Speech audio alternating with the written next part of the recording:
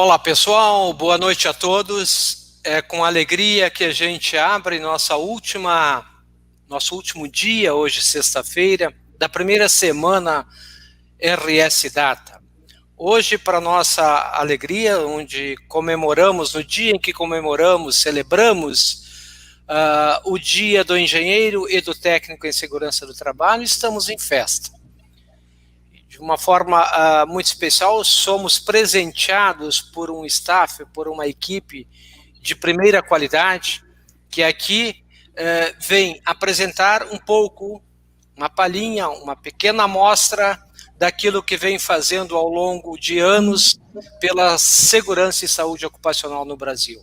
Um seleto time que desfilou durante toda a semana conosco na semana RS Data, e hoje, com chave de ouro, então vamos encerrar com o Marcos André Araújo, com o Nestor W. Neto, com o Paulo Leal e com Wesley Silva.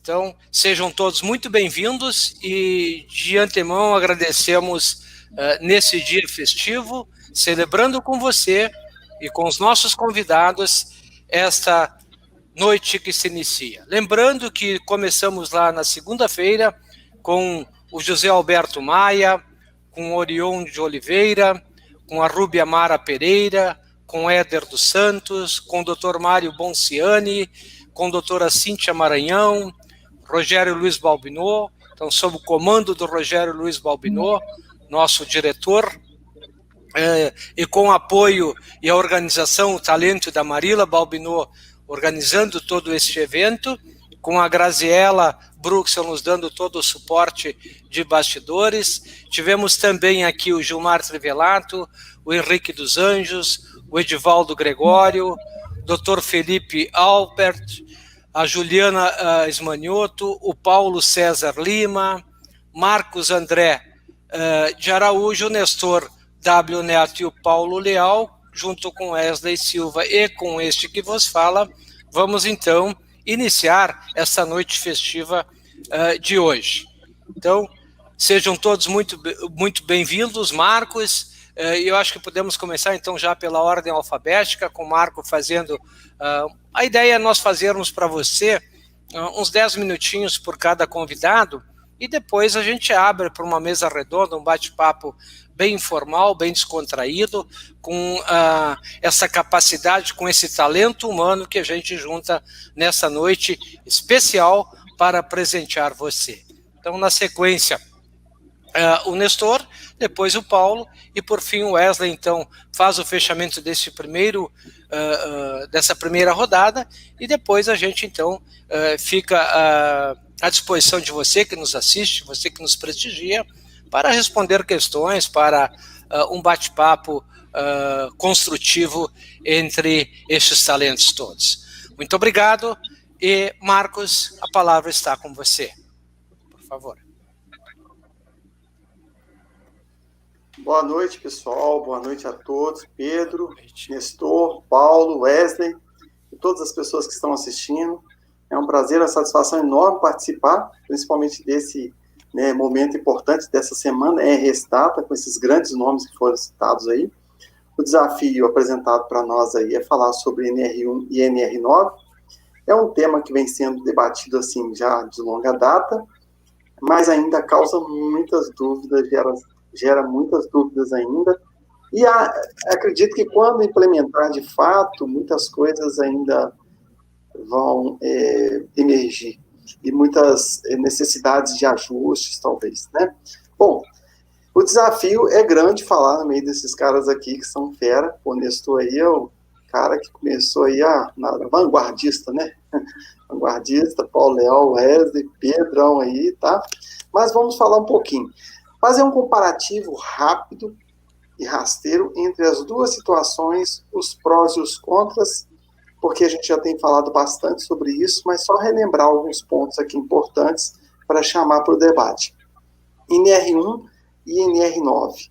Ainda vige o PPRA, então, de fato, a gente tem que fazer acontecer muita coisa ainda até agosto, né, do ano que vem.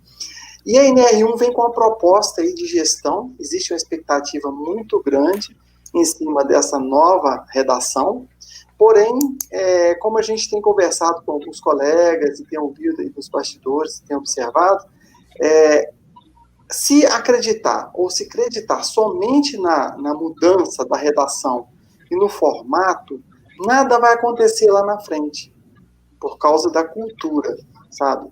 Então, a gente percebe que essa regulação, essa centralização, essa revisão da norma, com alguns ajustes, por exemplo, retirando textos repetitivos em outras normas, centralizando na NR1, foi um avanço positivo. Por exemplo, o direito de recusa aparecia em diversas normas, ele está centralizado numa norma só agora. Então, esses ajustes, essas adaptações, muito importante. A NR1, eu tenho falado aí, e foi ontem ou antes de ontem, eu ouvi o Gilmar, né, contra-argumentando o Gregório com relação ao PGR. PGR nada mais é, eu perfilho da opinião do Gregório e de outros, do que um inventário de riscos e um plano de ação. Obviamente que no meio do caminho, para você chegar ao resultado final, tem que fazer gestão e vai entrar as matrizes que vai definir o que é prioridade número 1, número 2, número 3, o que vai mudar no meio do caminho, de acordo com os acontecimentos, isso faz parte da gestão. E também fazendo um paralelo lá com a gestão prevista dentro da ISO 45001, né, que vem também com uma proposta interessante, mas ela por si só não vai resolver. O que eu quero dizer com isso é o seguinte: a gente precisa pensar na mudança de cultura. Isso não vai acontecer de uma hora para outra. Não acontece. Eu costumo dar o exemplo do 5S. Quando trouxeram para o Brasil, veio com aquela proposta, mas esqueceram que o japonês tem cultura milenar. E até hoje tem empresas que não conseguem implantar o 5S. Aí vem o governo com essa proposta de quê? De flexibilizar, de cortar, porque é uma equipe econômica que está à frente, que está praticamente governando o país com a batuta na mão, né? Vamos dizer assim. Então, o que o cara pensa em economia, de fato, tá certo, ele tem que pensar nisso. Mas há situações onde essa economia proposta por ele, de retirar as multas, retirar o peso no bolso do empregador, não vai permitir que essa cultura mude, porque se não mexer no bolso, por livre e espontânea vontade, as pessoas, as empresas, os próprios profissionais não vão mudar. Eu não estou dizendo jogando a culpa só no empregador, não, mas a gente tem muito profissional da nossa área que tenta dar um jeitinho, mistura PPRA, LTCAT, com laudo de insalubridade, com laudo de periculosidade. Teve uma vez aí que colocou um modelo na internet e assinado por Harry Potter. Falei, tem que ser um bruxo mesmo para fazer um trem desse, né? Infelizmente. Mas então, a gente vê que em todas as áreas tem esse tipo de problema. O Gilmar Trivelato, cara, eu admiro assim enormemente o trabalho dele. O cara, para fazer um reconhecimento de riscos, para dar um treinamento, preparar uma equipe, ter uma formação assim invejável, ok? E assim como toda a equipe da Fundacentro, eu admiro demais. Eu sempre li e me baseei em materiais da Fundacentro para poder avançar na minha carreira e conhecer um pouquinho de segurança do trabalho, digamos assim, sair do zero. Eu já passei o dia inteiro na Capote Valente, pesquisando lá, usando aquela biblioteca deles maravilhosa, e o dia todo para poder conhecer alguma coisa, faltando às vezes até um dia de trabalho fazendo uma troca. Enfim, admiro muito, mas esse formato e essa proposta de pegar a ideia da UIRA, trazer para cá, implementar e deixar as coisas acontecerem pensando que vai rodar sozinho, isso foi tentado há 26 anos atrás. O modelo que ele implantou lá atrás foi parecido. Agora entregaram na mão dele novamente e ele vem com uma proposta. Ok, vamos acreditar. A gente está no barco, não quer que ele afunde, mas temos que ter análise crítica em cima disso, tem que fazer uns testes, pilotos. Por exemplo, quando se fala em perigo e risco, vem aqueles exemplos simplórios, né? Perigo, altura, risco, queda. Perigo, eletricidade, risco, choque elétrico. Aí eu vou lá para a ergonomia, certamente o Paulo vai falar um pouquinho aí. organizacional. Organização do trabalho. Meia página descrita na NR17 atual. É um absurdo isso, mas está lá, meia página apenas, de uma área extremamente importante. Vamos lá. Perigo. Organização do trabalho. Qual que é o risco? Vai dar para me ficar marcando perigo e risco, e dizer que esse inventário de risco vai criar, através das matrizes, alguma alternativa?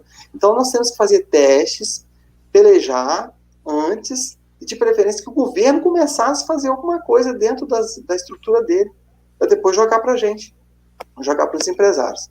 Mas assim, falando aqui, voltando à questão da NR1, ela teve alguns avanços sim. Um dos avanços que a gente considera importante é a inserção do risco de acidente e as circunstâncias dentro da NR17, dentro de ergonomia, que também vão entrar, mas tem esses detalhes que vão fazer diferença, ok? Agora, pensando assim, e o PPRA? Ah, não, o PPRA já era, né? É passado. Tem gente que está pensando aí que, não, o PPRA, ele já tinha uma proposta de gestão.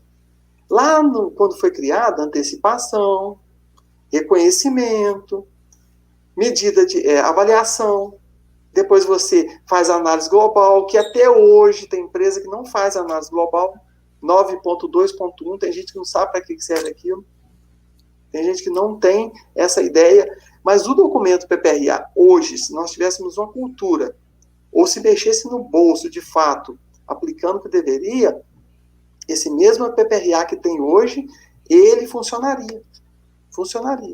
Então, nós temos aí uma NR1 nova, uma expectativa grande, nós temos uma NR9 antiga, que também não é tão ruim assim, e temos aí essas ideias de que a OIRA, eu estive vendo lá aqueles checklists que eles fizeram, um teste do Covid, com perdão da palavra, com todo respeito à Fundacentro, mas, muito fraco, muito ruim.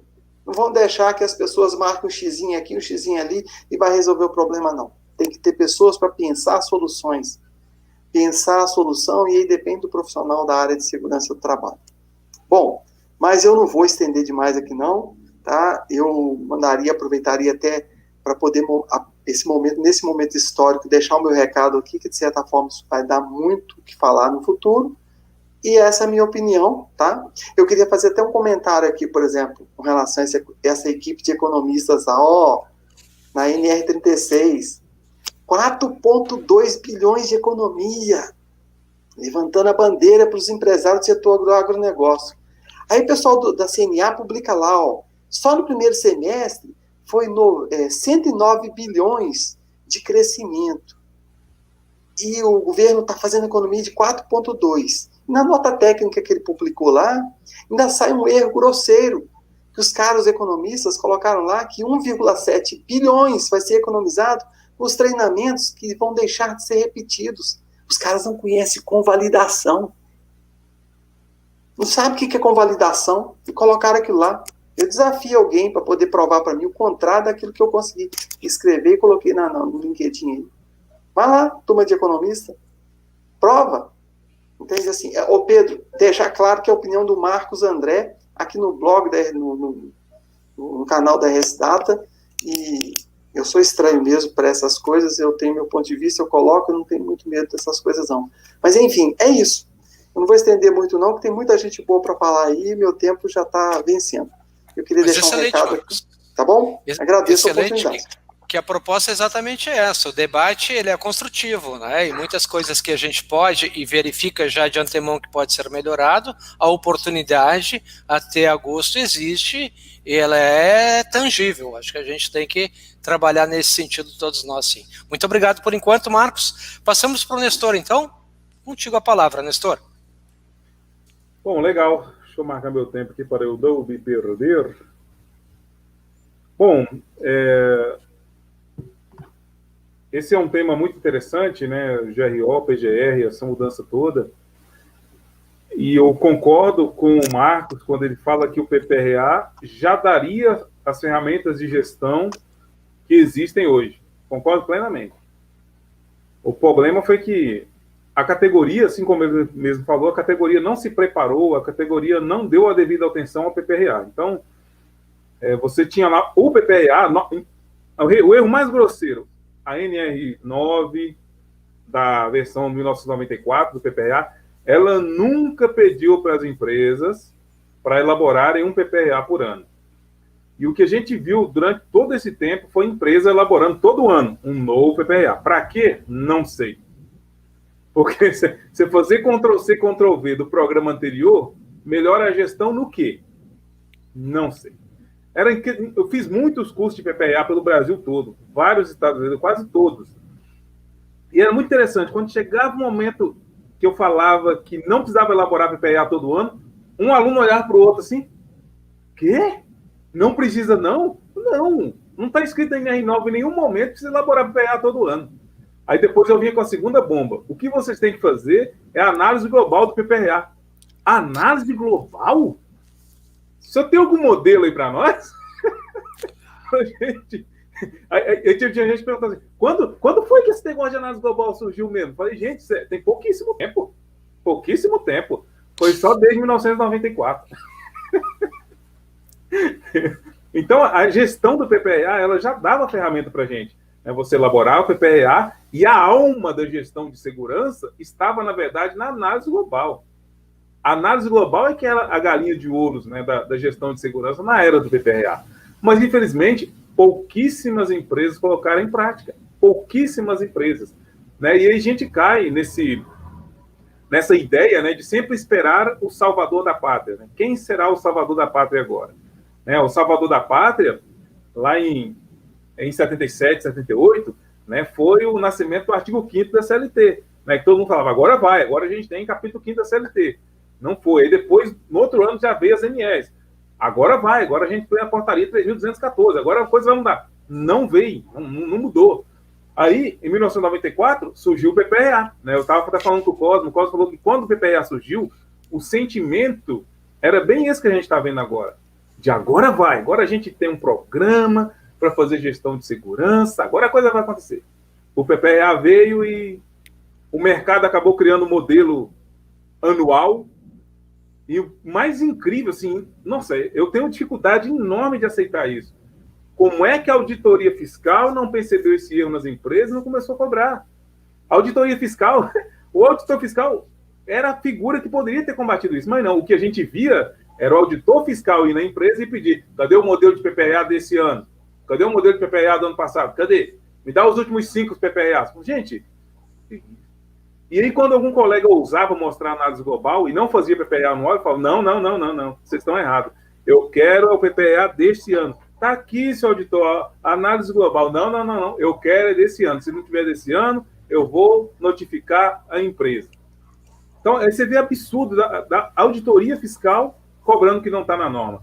Mas aí o tempo passou, né? Foi passando. Em 2003, surgiu o FAP, uma ideia bem bacana, né? Aquelas empresas que adoeciam mais trabalhadores por conta de doença do trabalho, que acidentavam mais trabalhadores, ou seja, aquelas empresas que colocavam os seus trabalhadores para depender da previdência com maior frequência, era penalizada no FAP. E muita gente falou, agora sim, com o FAP, a coisa vai.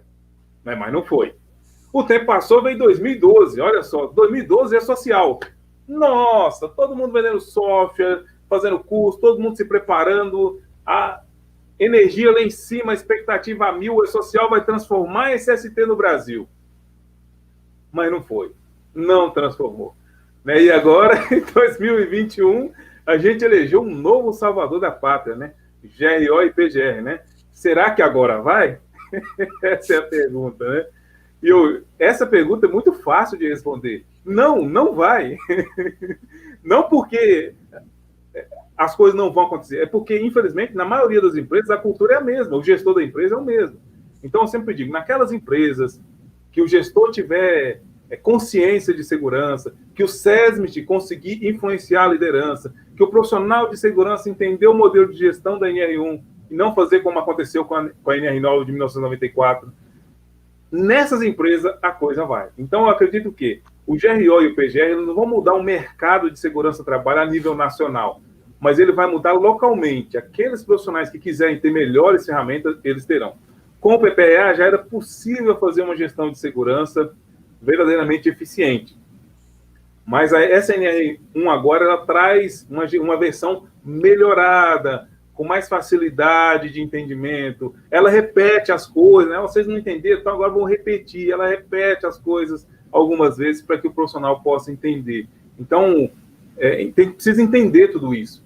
Tá? Precisa entender. Em todos os cursos que a gente faz, a gente chega na sala. Gente, quem aqui sabe o que é limite de tolerância? Tem muitos profissionais de segurança que não entendem. Como é que esse cara vai fazer gestão? Tem muito profissional de segurança que não sabe o que é nível de ação. Como é que esse cara vai fazer gestão de segurança? Então, o profissional de segurança precisa se preparar. O GRO não vai fazer milagre. O PGR não vai fazer milagre. Se não tiver um profissional capaz por trás para gerenciar tudo isso, as coisas não vão acontecer. Então, de novo, elas vão acontecer a nível local. E depende muito de você, profissional de segurança, se preparar para fazer a coisa acontecer. Anexo 11 da NR15, valor máximo para agente químico, valor teto para agente químico. Os profissionais de segurança, infelizmente, a grande maioria não conhece. E a maioria dos agentes químicos está lá. Está lá. E não é falta de tentar, não. A gente tem artigo explicando o anexo 11, a gente tem vídeo explicando, tem outros colegas que também gravaram, mas quando a gente chega no curso, pouquíssimas pessoas entendem.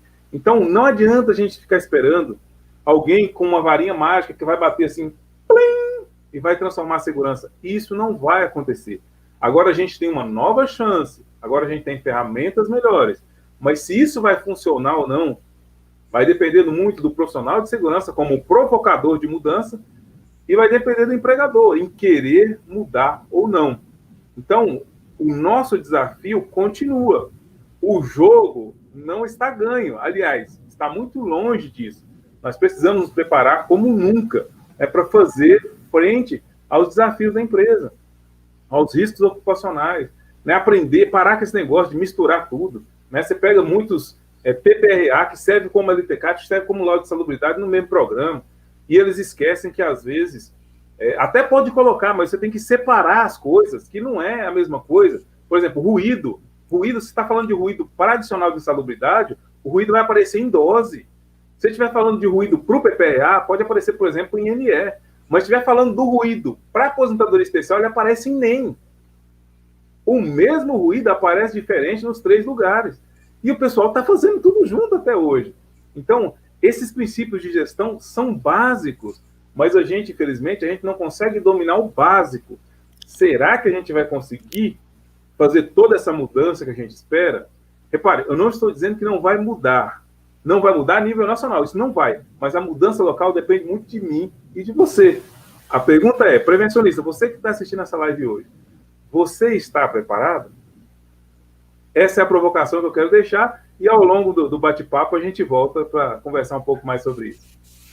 Que maravilha, Nestor. Então, especialmente a nossa audiência, que não é pequena, fica aí o alerta. Mais uma vez, a gente percebe que depois de 26 anos de fracasso do então PPRA, que em via de extinção, porque não soubemos lidar com a criatura. Criamos um monstro, esquartejamos, esgualepamos, como diz aqui no Sul, o indivíduo e não nos entendemos mais, a ponto de agora vir o salvador da pátria, o GRO, PGR, como o Nestor coloca, uma nova oportunidade, quiçá a gente, talvez agora com outro olhar, melhor preparado, como está sendo feito essa provocação, para que até agosto a gente consiga, como diz o princípio, Nestor e convidados, da própria 45.001, entender para atender necessidades e expectativas de todas as partes envolvidas.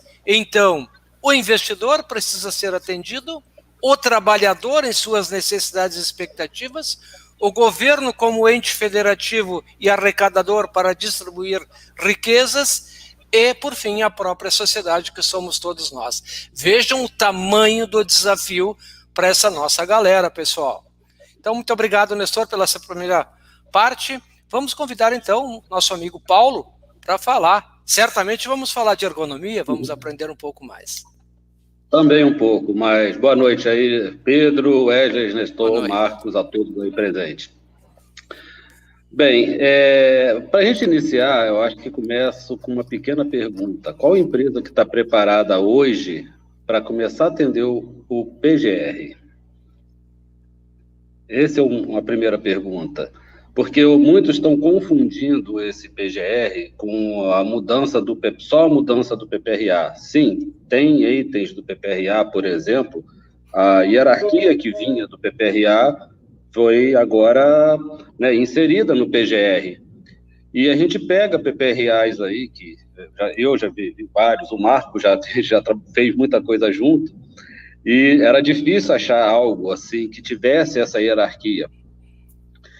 E complica, porque se lá na base, que ainda estamos em PPRA, está sendo difícil de identificar vamos dizer assim, um programa que atenda uma norma, fica a preocupação como será agora para a NR1, para um PGR. Eu digo porque, às vezes, eu acompanho grupos, isso aí é até uma coisa antiga, eu guardo pérolas. E tem uma pérola que eu acho fantástica, que é uma pessoa, não lembro quem foi, que colocou no grupo quem tinha um modelo de PPRA bom para as empresas. É assustador, né? Mas tudo bem, a gente procura achar um PPRA bom para as empresas. Então, quem faz uma pergunta, a base, né, o Nestor, o Marco, né, já explanaram muito bem isso. A base tem que estar melhor. A formação desses profissionais tem que ser melhorada, até mesmo nas escolas. A gente pega a grade curricular aí do pessoal, tá ruim, tá fraca. E indo para até os dois, né, para PGR e GRO, tem pessoas que ainda não conseguiram identificar o que é um GRO, que é uma gestão, e o que é um PGR, né? Acham que são dois documentos diferentes. Eu já vi também o pessoal disponibilizar na internet modelo de PGR. Aí você baixei um para ver, só de curiosidade. Parecia um manual, dando um treinamento para a pessoa lá, o que seria aquilo tudo. Então, não está tendo o entendimento que se deveria ter em relação à própria norma. Dentro ainda desse contexto, a gente vai para a questão até de pergunta, critérios que estão na própria NR1, que advém do próprio PPRA, né? Tem um item que ele até menciona daquela questão da hierarquia, onde fala da inviabilidade técnica. Isso é um item, principalmente o primeiro item do PPP, que é do campo 15.9. Todo mundo marca assim, beleza. Mas aí vem uma perguntinha que para todos também refletirem, né? Quando você fala de inviabilidade técnica por questões de proteção coletiva, organizacional, para você chegar realmente no final da pergunta que fala que é a utilização só do EPI, cadê o relatório técnico que você comprova a inviabilidade técnica? Alguma empresa, alguém já fez isso? Esse é outro ponto para reflexão. Isso pode ser, e provavelmente será cobrado nessa gestão aí, que o Ministério da Economia está colocando daqui para frente. É um item possível de também até mesmo ser computado. Então, a questão não é ler uma norma, é interpretar essa norma. Outro ponto, né, entrando já na questão da ergonomia, a preocupação que eu tenho com relação à ergonomia vai no ponto que todo mundo entende a ergonomia, muitos, né? Eu já faço os artigos, escrevi já muito isso até recentemente, Pedro, você sabe que eu fiz em 3 partes, um aí para a RS Data. A minha preocupação a maioria dos profissionais conhece a parte da ergonomia biomecânica, onde dói, onde incomoda, onde que vão aparecer realmente alguns problemas. Quando a gente entra na questão da ergonomia organizacional, cognitiva e psicossocial, aí começa o desastre. Aí que vai começar um problema. Porque como vai ser esse olhar? Como vai ser essa análise para o PGR? Não só para o PGR, vamos levar até para futuramente a nova NR17, mas ela vai estar linkada ao PGR. Então, é essa preocupação que a gente vem tendo, que isso vai ser um ponto frágil que eu vejo do PGR. olhar a parte de físico, químico, biológico, acidente, o pessoal vai olhar isso porque já está no métier do dia a dia. Mas quando entrar na ergonomia, muitos vão parar na biomecânica e vão travar no restante. E aí vem uma consequência que está dentro do PGR, que ele vai puxar da NR7 exatamente aquela análise do monitoramento de todos esses agentes, todos esses riscos que podem causar exatamente o adoecimento. Está ali. Então, empresas podem ser realmente penalizadas por uma ingerência em certos reconhecimento desses riscos. E a construção disso tudo vem também, que o PGR coloca, de uma matriz. Vai, daqui um pouco, começa de novo, né? O Nestor mesmo falou, o pessoal pega modelos, o Marco também falou da questão da economia. Quem tem um modelo de PGR? Agora, quem tem um modelo de uma matriz? Quem pode me dar um modelo de uma matriz aí? Como se constrói essa matriz? São perguntas, eu gosto de trabalhar com perguntas, que é para fazer exatamente um ponto para todo mundo. Eu sempre mostrei para o pessoal, falo assim, como está seu acervo? O que é seu acervo? O que você tem de fonte de consulta técnica? Sem isso, como é que você desenvolve qualquer coisa dentro da área de segurança? Muitas das vezes eu perguntava, quem tem uma NR? Um ou dois levantava a mão. E além da NR, eu só consegui achar uma pessoa levantar um dedo para mim. Então, a base continua ruim porque não se busca informação, se pede modelo. Essa é a cultura que tem que ser mudada. Ok? Não sei o que vocês podem observar com relação a todos esses comentários.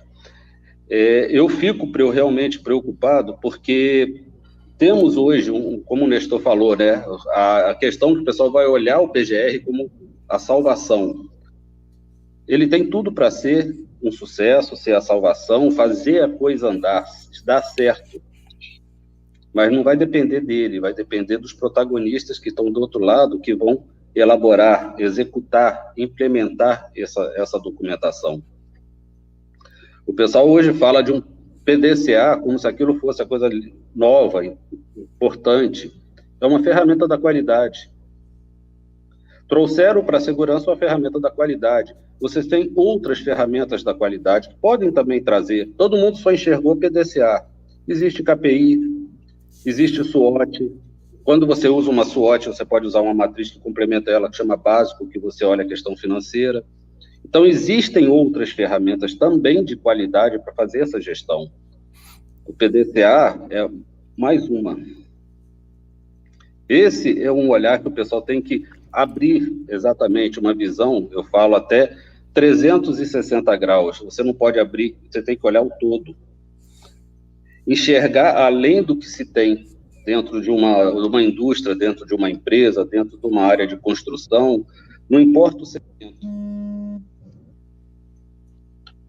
Então, esse olhar, ele é exatamente o critério principal que todo mundo tem que aqui aproveitar agora nessa live, tanto que já teve informação do Marcos, do Nestor, agora a minha, vai ter do Wesley, ainda vamos ter também do Pedro, né? E absorver essa forma, essas informações, esses detalhes. Busquem informação, busquem detalhes. Não tenham medo de falar eu não sei. A gente está aqui, acho que todo mundo aqui, a gente pode ter a nossa experiência, mas a gente não domina tudo. Então vai ter um momento que a gente tem que levantar a mão e realmente falar, olha, não sei, estou buscando. Essa é a essência nossa que a gente precisa ter dentro da segurança para buscar a diferença e fazer que essa documentação, toda essa mudança, realmente dê certo. Perfeito, Paulo. Muito obrigado pela sua primeira apresentação. E vejam... Bom, eu acho que não tenho muito mais, acho que assim, acrescentar, porque senão a gente vai começar a tirar até também outras falas aí. Eu prefiro até que agora o Wesley, né, Juan Pedro? O Wesley também tem a parte dele para a gente fechar o ciclo. Essa análise toda que todo mundo já começou, né? Para depois você também, a gente até abrir esse debate, que eu acho que vai ser muito interessante. Perfeito, Paulo. Veja a importância, né, desses espaços. Aí eu vejo a minha tela aí, 4 monstros, e monstros no sentido de competência, de legado, de trabalhos, né, de experiência realizada no campo prático. Acompanho o trabalho de cada um de vocês, não é de hoje, e a gente percebe na fala de cada um assim, esta preocupação da fragilidade da nossa formação, dos modelos já dados, né, do bate-pronto, do modelinho para cá, para lá, e vejam a importância lá em 2019, da Lei de Liberdade Econômica, que traz exatamente essa proposta, de liberar para que cada um busque o seu acervo, como o Paulo traz, e passe a construir com liberdade as ferramentas, ou utilizar das ferramentas que melhor se adaptem à sua necessidade. Então, Dejurs fala muito disso também em Psicodinâmica do Trabalho, né? A questão do já dado, do modelito pronto. Eu chamo, Paulo, infelizmente, a gente percebe isso também, assim como vocês, a geração CC, geração copia-cola. Então é muito, nos grupos é o que mais a gente tem um modelinho para isso, como se tudo fosse dentro de uma forma e não se precisasse mais ler, trocar experiências, pensar. O Marco fala muito disso, o Nestor também falou há pouco, né? A capacidade de pensar, de refletir sobre aquilo que a gente tem, quais são as demandas, e a partir dessas demandas levantadas, o diagnóstico, fazer primeiro o entendimento, obviamente, da norma, do requisito, e depois a aplicação adequada para aquela realidade. Então, o modelo que serve para Chico nem sempre vai se adaptar para Francisco. Tá? Então, essa questão é bastante importante, dessa reflexão, da gente propor para o Brasil inteiro, né? A partir da própria Fundacentro, vejo muito dissociado da realidade, modelos pesados, difícil inclusive de entendimento do próprio trabalhador, porque se nós não conseguirmos sensibilizar o próprio trabalhador como base dessa construção, e Dejurs diz isso muito, desculpa eu falar muito de Dejurs, porque é um ícone para mim desde a época da ergonomia, né?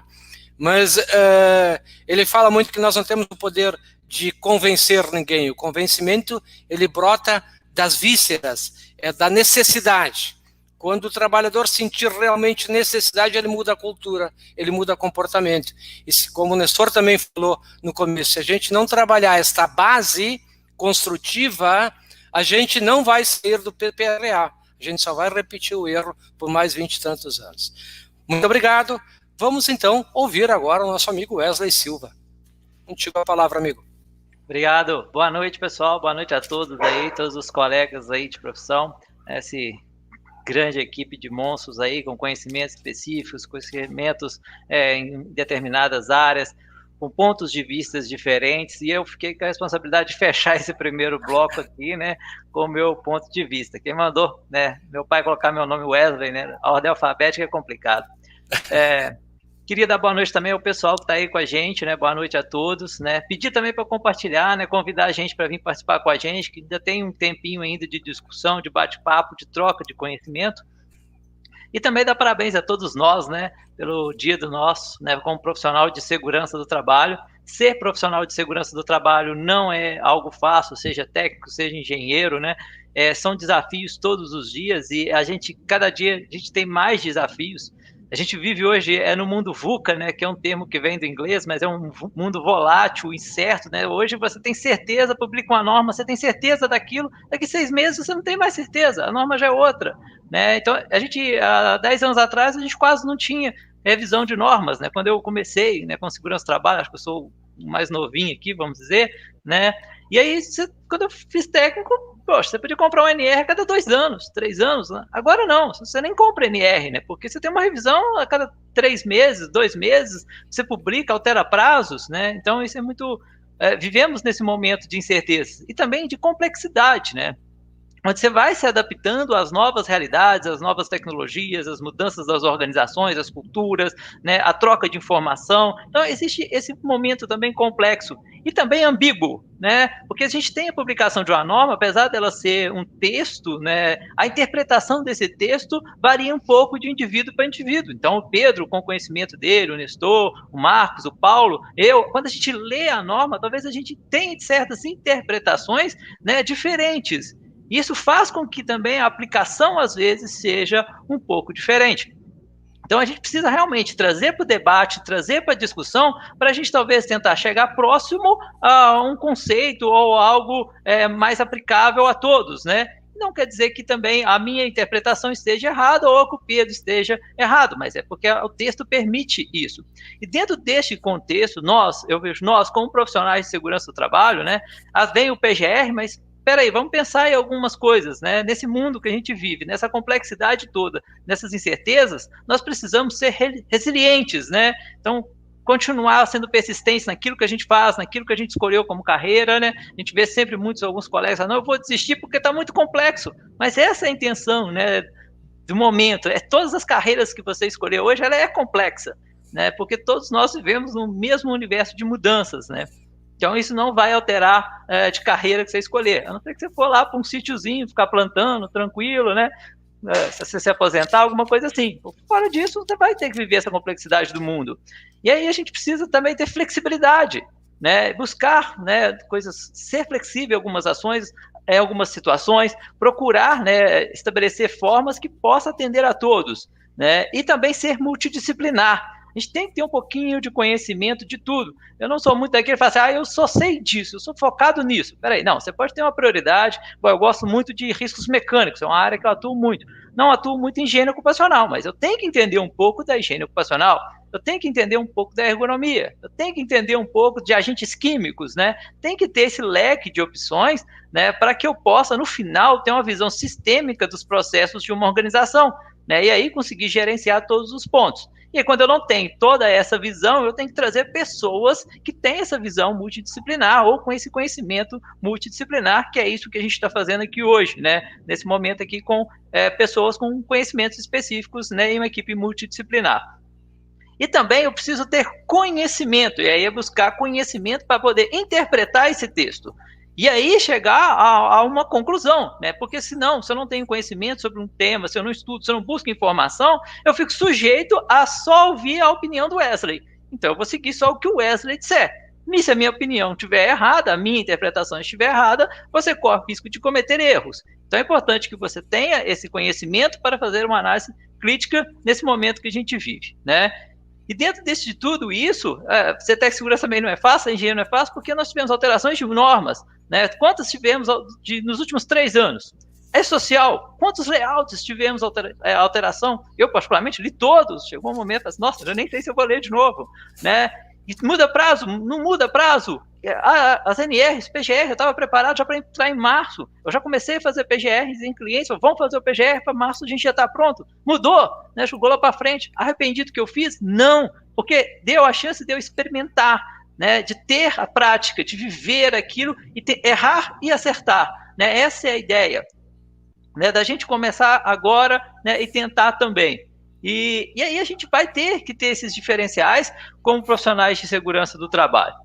E aí a gente tem a oportunidade, hoje eu vejo também, que nós precisamos aprender em coletivo. Acredito que todos vocês já ouviram aquela frase, né, que quem tem informação tem o poder, né? Isso não funciona hoje, porque qualquer um tem a informação, é só jogar no Google.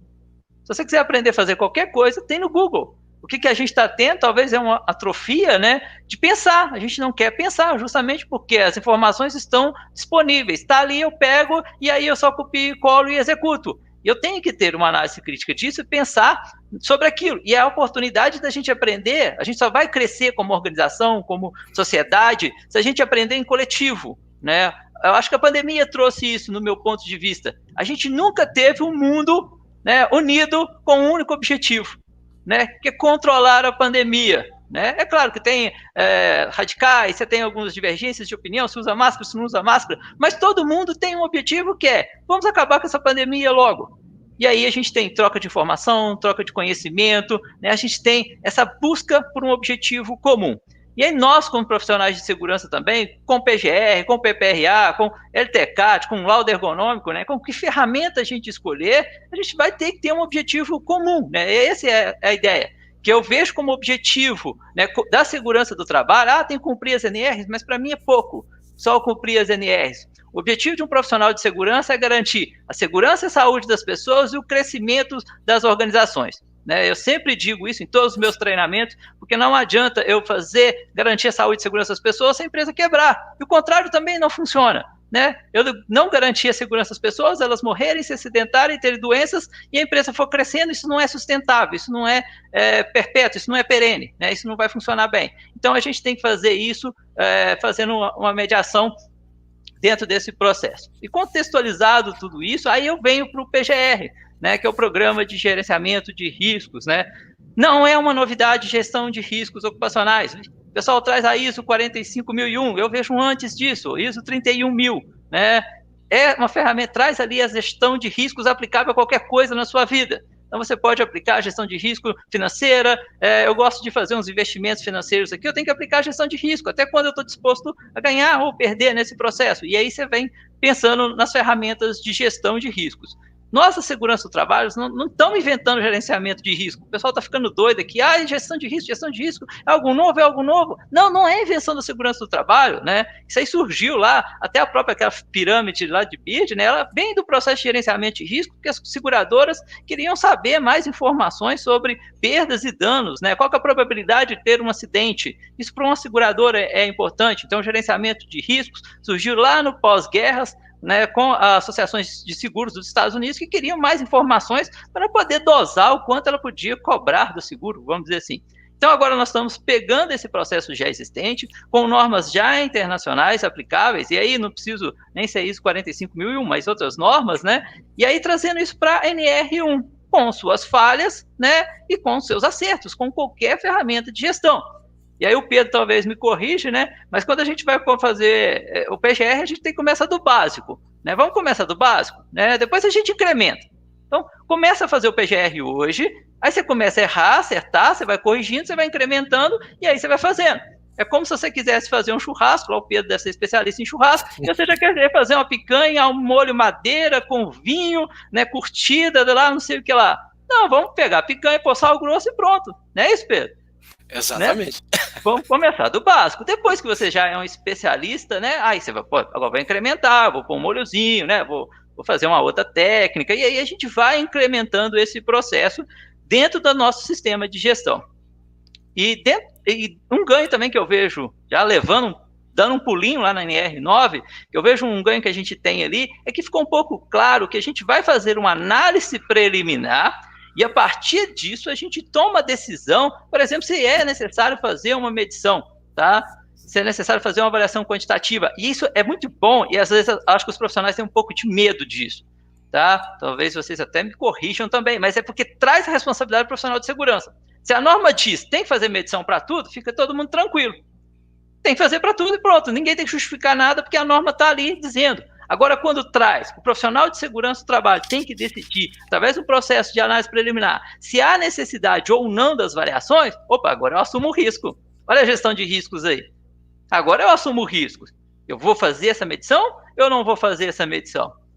Né? E aí, até o Paulo comentou muito bem da questão da matriz de riscos. Né? É interessante a gente construir uma matriz de risco bem feita, porque o PGR, para mim, gente, é ferramenta para tomada de decisão. Essa é a minha opinião. É dados. Tá? Eu preciso do PGR para quem vai tomar a decisão, não somos nós profissionais de segurança. Quem toma a decisão é o empregador, o CEO, a alta direção. Mas eu tenho que fornecer para ele, fomentar ele com dados bons, né, criteriosos, para que o empregador tome a decisão do quanto do risco que ele vai assumir.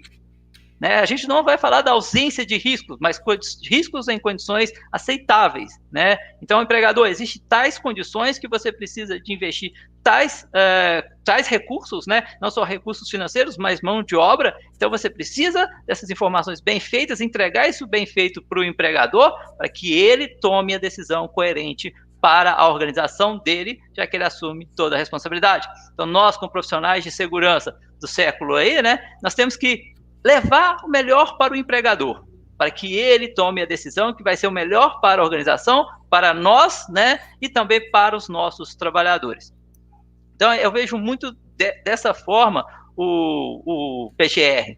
Eu, assim, ao contrário de muitos profissionais, eu tenho higiene ocupacional, né? Eu sou muito focado nos riscos mecânicos, tá? Porque eu sempre vi, eu acho que a gente está muito mais atrasado nos riscos mecânicos, na minha opinião, tá?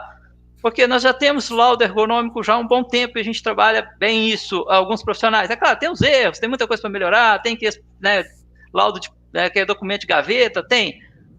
Temos documentos de higiene ocupacional? Tem, com seus erros, seus acertos? Tem LTCAT, né? Tem pontos para melhorar? Sim, já tinha o PPRA, risco químico, risco biológico, mas eu nunca vi uma empresa fazer um programa de gerenciamento de riscos mecânicos.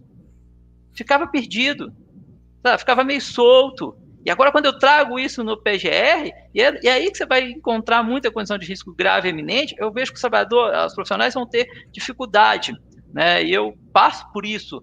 Por exemplo, a semana eu fui dar um treinamento e eu vi um cara usando um cinto de segurança. Até aí, beleza, cinto de segurança. Mas no inventário de risco, na avaliação de riscos, eu tenho que ver as questões do ambiente de trabalho. Beleza. Eu só escutei o cara comentando com o outro, a gente vai trabalhar no frigorífico, lá na câmera, a menos 35 graus. Pergunta é, o cinto de segurança tem a mesma resistência a menos 35 graus? O aço não se rompe de uma maneira mais fácil? Será que aquele cinto de segurança está adequado? Porque o pessoal também falou, os cabos de aço lá rompem com certa facilidade, porque, né, existe uma questão de física nesse processo. Então, será que esse cinto está adequado para menos 35 graus? Então não é só, né, usar um cinto de segurança. Então eu tenho muita preocupação com os agentes mecânicos, tá? Bom, já passei do tempo aí, Pedro, ou tem mais? Não, tranquilo. Eu empolgo, hein? Eu empolgo, gente. Não repara não que às vezes eu empolgo, tá? E aí, pensando todas essas etapas, né, que eu estou citando, então eu peguei e falei assim, ó, eu vi algumas matrizes de riscos, eu não gostei, e eu peguei e falei assim, eu vou adaptar a minha, desenvolvi a minha. Falei, ó, para aplicar, claro que não vai ser aplicado para tudo, em conjunto com meus alunos, a gente foi fazendo as adaptações, e a gente está chegando num algo aplicável, né? Ela vai servir para tudo? Não, não vai, não é essa a intenção, mas que a gente já tenha algo para se começar, para testar, para validar. E essa semana eu já estou mexendo nela de novo. Então, vou fazendo isso, porque a ideia do PGR, da matriz de risco, eu estou vendo isso, todo mundo mostra matriz, mas a ideia quando você faz o PGR é que se o Paulo pegar o meu PGR, ele chegue à mesma classificação do risco que eu cheguei. Porque se isso ficar solto, né, vai ter conclusões diferentes. Lembra que eu falei do mundo VUCA lá, que tem a questão de interpretação? Né? Se eu não deixo esse texto bem claro, qualquer pessoa que pegar, ou pessoa que pegar o PGR, cada um vai chegar numa conclusão. Aí eu entrego lá para o Nestor vai olhar, não, essa classificação do Wesley está errada. Aí o Marcos pega, não, mas você também está errado, Nestor. Não, é que não, a classificação aqui não dá 10, dá 12. Né? Então a gente tem que desenhar um pouco mais isso para ficar de um bom entendimento. E para finalizar, né, quando a gente chega no plano de ação, eu já gosto de, eu estou trabalhando mais com a metodologia, não PDCA, né, eu aplico a metodologia, chama-se PDCL, né, muda só um pontinho, né, que é a questão do L, a questão de aprender, né, então, ao invés de agir, né, a gente vai trabalhar com aprender, a gente aplica, né, e a gente aprende com os nossos erros, corrige, e aí você gira o ciclo novamente. Vou dar um exemplo dessa aplicação, né? Você tem uma proteção você tem 10 máquinas iguais, né? E aí você não vai colocar proteção nas 10. Você coloca a primeira proteção nenhuma, valida, vê se o operador vai conseguir operar, se vai estar ok, se o sistema vai funcionar bem. Aprendi, para a segunda eu já faço as correções. E aí eu replico para as outras. Então não é aplicar para tudo de uma vez. Espera aí, eu vou ver o que vai dar de errado. Eu estou falando isso porque eu vi isso num inventário de risco que eu fiz, tá? A gente fez a alteração, aplicou em tudo, aplicou no ambiente, corrigiu um risco e gerou outro. Uma mudança, fazer uma mudança não quer dizer automaticamente que seja algo bom, né? A gente tem que analisar os seus impactos ao longo do tempo. Então, eu fazer uma mudança hoje, será qual é o impacto dela? E a gente cometeu esse erro de fazer uma mudança, ela resolveu um problema e criou outro. Então, foi uma mudança positiva? Não, acho que a gente ficou no 0 a 0, né? Então, tem que analisar isso muito bem feito dentro desse processo para que a gente consiga tomar as decisões corretas dentro da minha gestão de SST. Bom, acho que eu falei demais, né? Tá ótimo, perfeito, Wesley. A gente fica impressionado, né? E aí eu me dirijo, obviamente, à assistência da gente nessa noite, com o talento, com a expertise de nossos convidados. Então, cada um trazendo a sua maneira, o seu olhar, as suas práticas e compartilhando num momento tão importante, né, essas vivências todas. E daqui a gente pode trazer para o grande público brasileiro esse estímulo de que nada está pronto, que a gente se desconstrói, se reconstrói a cada etapa, como o Wesley coloca. A velocidade com que acontecem as mudanças acabam surpreendendo a gente muitas vezes. E é preciso validar modelos, é preciso estabelecer protótipos, né, para a aprendizagem, o processo de aprendizagem que é constante. Isso a gente chama de evolução. Então, não é uma mudança horizontalizada, mas sim verticalizar. Evoluir, muito mais que mudar. Mas isso a gente só descobre fazendo. Eu digo muito, né, pessoal, para os meus alunos também, que a gente não aprende a nadar através de cartilhas, de apostilas. A gente não aprende a andar de bicicleta lendo manuais. A gente aprende fazendo. Então, talvez o grande desafio para a nossa comunidade de profissionais, nesse dia em que a gente celebra a arte, o ofício, a nossa profissão, as escolhas e renúncias que cada um de nós faz para poder evoluir na nossa atividade, ela exige esse aprimoramento sistemático.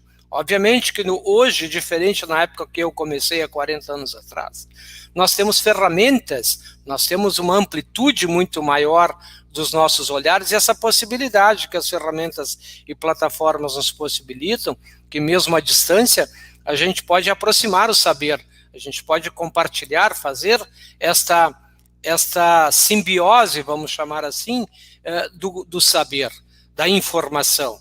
Porque é somente aplicando a informação, validando como nos ensina o Wesley, é que a gente vai fazer a nossa aprendizagem, o nosso conhecimento. E que, por sua vez, pode ser diferente para outras pessoas, que ao aplicar a mesma informação segundo a sua percepção, pode gerar resultados diferentes. Então, o desafio é muito grande. Eu fico especialmente encantado com tudo que eu estou conseguindo assistir, ouvir, aprender, em função dessa nova realidade. Então, a própria 45001, que é um padrão internacional, pela primeira vez uma norma ISO traz o conceito, as cláusulas para nos orientar com toda a liberdade para que cada país aproprie a sua razão, a sua necessidade, a gestão, como já foi dito pelo Paulo aqui, o Marcos também eu sei que aborda com bastante frequência, da diferença que muita gente ainda não entendeu, que a gestão é diferente do gerenciamento, que uma é o modelo executivo, que é a diretriz, que é a guia, e outra é a ação, o desenvolvimento, a aplicação daquilo que está descrito numa diretriz, e obviamente aí pelas ferramentas que cada um escolheu, o adaptar, que nem o Wesley traz, o PDCA para o PDCL, mas é uma forma, entre outras ferramentas que a gente conhece, de aplicar essa evolutividade, ou seja, poder mensurar, desenvolver dados. É incrível, pessoal, assim como a gente ouve, vocês certamente não é diferente, dos gerentes das grandes empresas brasileiras, olha, eu preciso de elementos de convicção para a formação de juízo. A segurança precisa me dar mais elementos para convencimento do investidor, porque muitas vezes a gente se para e ouve pessoas se queixando que a segurança fica relegada a um plano inferior. Ontem assistia com muita clareza também o Paulo César colocando para a gente, né, o engenheiro Paulo César, sobre esses cenários onde é preciso fazer, foi falado aqui há pouco também, não me lembro quem falou do 5S, né, mas da base de avaliação preliminar. Muita gente não entendeu realmente o que é uma avaliação preliminar. A própria NR9, agora com a nova proposta, ela vai trazer as ações protetivas recomendadas, as metodologias para análise, e a gente precisa, num primeiro momento, antes de estar fazendo o inventário, é fazer uma grande faxina, já eliminar ou resolver na avaliação preliminar o que, obviamente, que se a gente reportar hoje para a NR9, estava lá, né? Na etapa de antecipação e reconhecimento. Muita gente, não, mas antecipação, o que é antecipar o risco? Prever, não trazer para dentro de casa problemas. Nós já temos problemas. Então é selecionar, já é lá na compra, na aquisição, seja da ferramenta, do equipamento, da máquina, da própria movimentação de pessoal dentro da organização, entender previamente e eliminar antes de se estabelecer. Como o Wesley falava, então faz o modelo e aí sim, valida, ok, faz as correções necessárias e distribui. Então lá no PDCA nós vamos ter no A, né, que é a padronização. Bom, eu estou satisfeito? Ok, padronizo. Não estou satisfeito, entendo que eu ainda posso melhorar, descobrir situações novas. Ok, faz um relatório de ação corretiva e joga lá no plano de ação outra vez. Então isso já não é de hoje, isso é jurássico. Né? Para quem trabalha com gestão pela qualidade, né, Nestor? A gente que está lá há 30, 40 anos, já ouvia isso na década de 70, começo dos anos 80, trazido dos modelos japoneses, enfim, como o Marcos colocava, de uma cultura milenar, de uma disciplina exemplar, e a gente quer levar as coisas no país a moda doido, né? Atropelando tudo, fazendo de conta que entende. O cenário que eu vejo hoje, aí, uma opinião minha, pessoal, né, não necessariamente da empresa, mas que, espelhado na 45.001, a gente traz essa sacudida no povo brasileiro. Nós podemos, sim, nos alinhar a padrões internacionais de qualidade, na gestão, no gerenciamento de riscos ocupacionais, que é outra mudança importante, não mais ambiental, laudelino, que eu chamo, né? Aquele vício que nós tínhamos de fazer laudos e laudos e laudos, que é uma fotografia, é um modelo pontual, e não o movimento, a vida, a melhoria sistêmica dos processos, enfim, traz para nós este espelhamento. E a partir de 2019, especialmente com a 13784, com a Lei de Liberdade Econômica, que traz essa ideia de simplificar, desburocratizar, desburocratizar, e o terceiro é... Bom, me fugiu agora. Mas são três princípios básicos. O outro aspecto que a gente tem trabalhado muito é o profissional de SSO, é o princípio da legalidade e da responsabilidade. A gente percebe a cada momento, o E-Social não está dissociado desta realidade, imputar ao profissional de segurança a responsabilidade por eventuais equívocos lá adiante.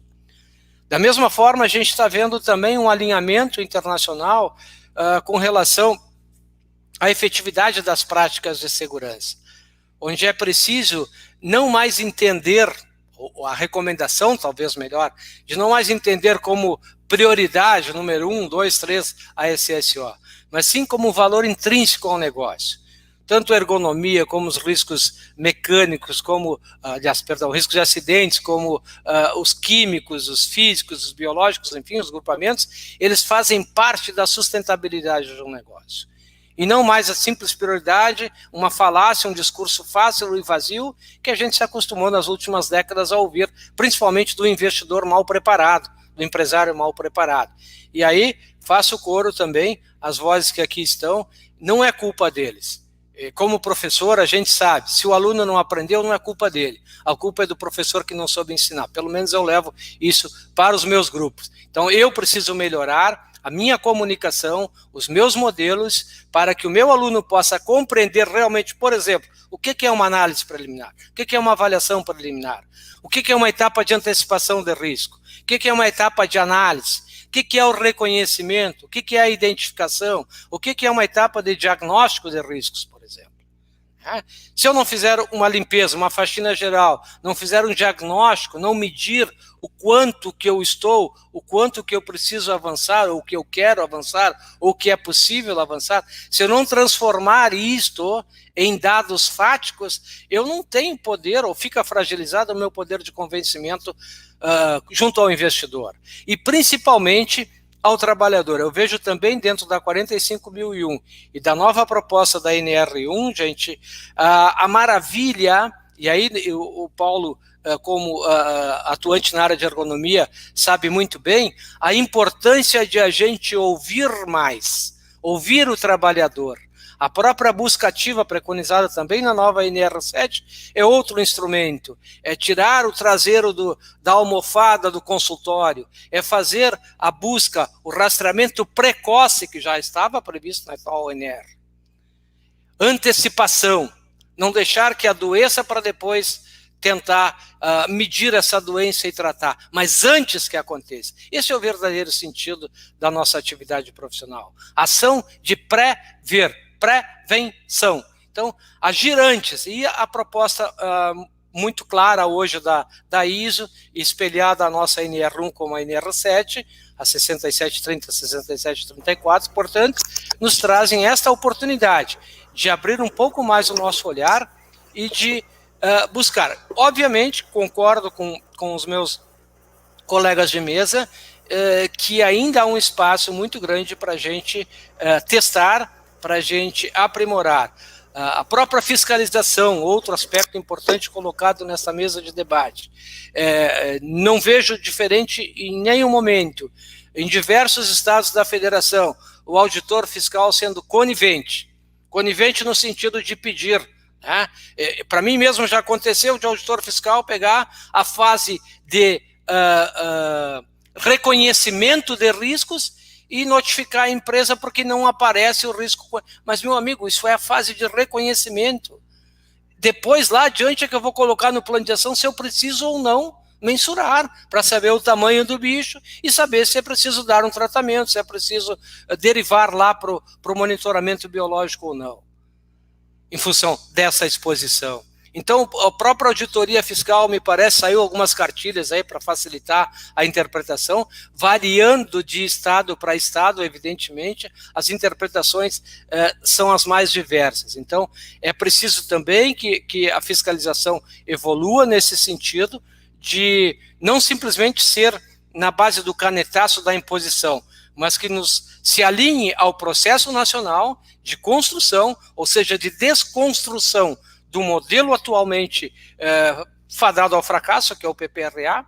Concordo também que ele tinha essa proposta que não foi entendida pela gente, na dimensão que precisava, e por isso talvez não se sustente mais. E agora, com esse novo olhar, com essa nova oportunidade dada a todos nós no Brasil, que a gente, melhor preparado, melhor capacitado, a gente possa entregar, gente, olha a importância, melhor e para todos os envolvidos, seja ele investidor, como o Paulo dizia ontem, não adianta eu ter uma empresa 100% segura e fechada, porque o objetivo do negócio é gerar lucro, que esse lucro possa ser distribuído, mas para isso eu preciso estar alinhado aos propósitos do negócio, buscando mostrar o valor da segurança e saúde ocupacional, em todos os sentidos, em todos os grupos, né? Seja ele químico, físico, biológico, ergonômico de acidentes, e que ao demonstrar estes ganhos, ou como dizem alguns autores famosos aí no campo do macroeconômico, né? Que evitar um prejuízo é tão ou mais importante do que obter um lucro. Então, que a gente possa, através dessas novas estruturas que nos abrem hoje dos princípios da simplificação, da desburocratização, que a gente torne esse monstro um pouco mais leve, que ele possa ser compreendido não apenas pelo empreendedor, pelo administrador, mas também pelo trabalhador, que é a base e a razão principal de todo esse nosso esforço, e desta forma se alinhar, né, mudando, buscando autoconvencimento da importância que é a sua efetiva participação nesta construção. Porque, do contrário, se nós não convencermos o trabalhador, não adianta nós buscarmos no mundo academicista matrizes altamente complexas que a metade não consegue sequer entender e, ao não entender, ele rechaça. Ele não se alinha a esse propósito. E outra vez a gente vai ter enorme dificuldade de avançar. A oportunidade é muito importante, né? Muito importante para todos nós. E aí também, mais uma vez, concordando com essa massa pensante, esse nível de excelência que a gente consegue reunir na noite de hoje mais uma vez, e estimular, principalmente não desista da atividade, simplifique, desburocratize, troque experiências, busque quem já desenvolveu modelos de sucesso, como a gente está fazendo aqui hoje, reunindo tantas mentes privilegiadas. Tente validar na sua estrutura, adaptado à sua realidade, à sua condição de investimento.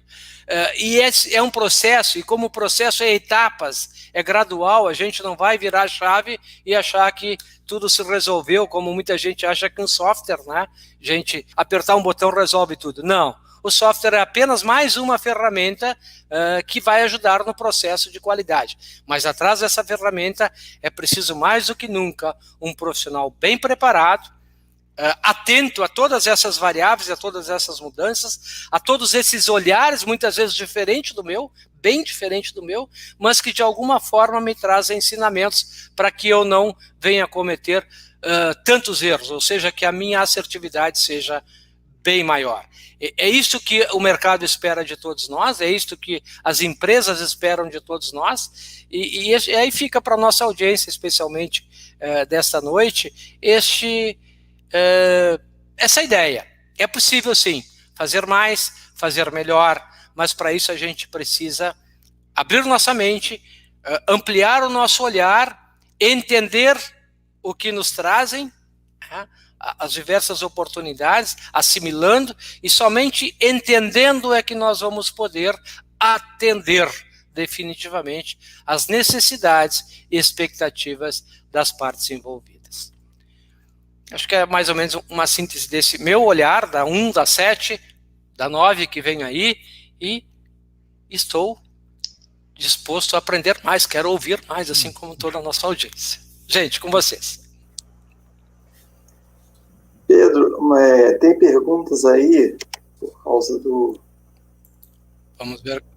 Do horário aqui, eu não vou poder estender muito, até 20 e 30. Ok, temos aí 14 minutos, então, para fazer. Bom, vamos começar então aqui, Marcos. Tem uma que é direcionada a você. Por se tratar de reconhecer os 5 riscos, eu acredito que é o grupos de risco, é do Edmar Braga Ferreira dos Santos, proprietário de uma empresa de consultoria. Ele diz, por se tratar de reconhecer os 5 grupos de risco, a NR1 vai complementar com a NR17 no risco ergonomia? Dentro da proposta de gestão, insere os 2, e a ideia é organizar isso tudo dentro do GRO e contemplar. Eu entendo dessa forma. Caso alguém queira opinar aí. Bom, eu posso dar minha opinião aí, e o Paulo vai me corrigir, porque o Paulo que é bom nessa questão de ergonomia, né? Bom, na minha opinião, vendo daquele contexto de multidisciplinar, né, tem pontos da ergonomia que são muito perceptíveis, né? Eu chego lá, eu olho a mesa do Nestor, está tendo um reflexo na tela do Nestor, né? É perceptível isso. Será que eu tenho que contratar o Paulo, para o Paulo ir lá na empresa para ele dizer que está tendo reflexo na tela do Nestor? Né? Ou eu já posso aplicar uma ação imediata, né? E já solucionar esse problema. Então, é uma ação imediata. Quando existe uma situação que eu tenho um contexto um pouco mais complicado, por exemplo, movimentos repetitivos, né, postura, um fluxo do processo, né, ou a questão de demandas cognitivas, não, aí a gente vai detectar que existe aquela situação, né, nós eu estou construindo o PGR, talvez eu não seja especialista em ergonomia. Se eu for um especialista em ergonomia como o Paulo, eu até tenho pós em ergonomia, mas não vou me comparar ao Paulo, né? Eu vou detectar aquela situação, peraí, eu não tenho na minha expertise, né, como solucionar esse problema de imediato, eu já trago isso no plano de ação. Se for uma condição muito crítica, né, e eu não consigo solucionar, eu vou ter que ligar para o Paulo, é uma prioridade nas minhas ações o laudo ergonômico. Então, talvez eu tenha que passar, por exemplo, o laudo ergonômico, a avaliação, a análise ergonômica, na frente das avaliações quantitativas de ruído.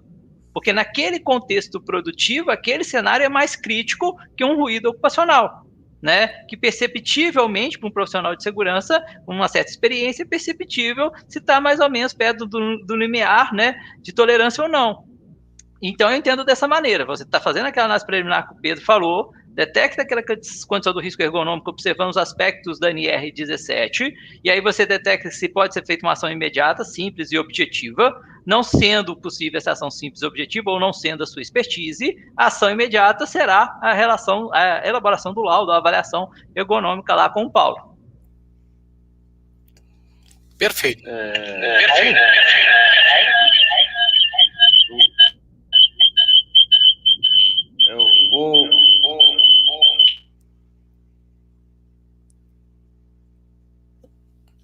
Paulo, está sem áudio. Está sem áudio, Paulo.